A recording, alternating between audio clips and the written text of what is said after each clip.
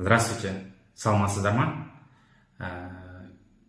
Сегодня мы будем продолжать наш урок, который мы до этого проходили, то есть именно повелительное наклонение, да?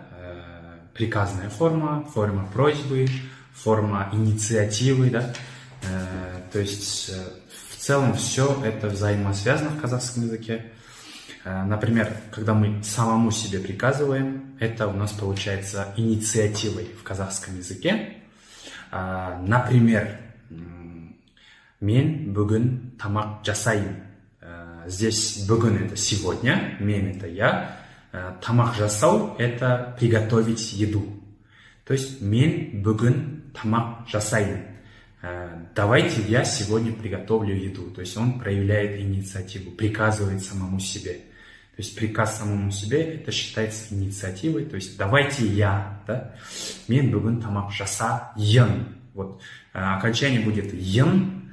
То есть у убираем, добавляем к жасау айын, еин, иин, иин. То есть в зависимости от того, это открытый слог или закрытый слог, или это глухое, не глухое.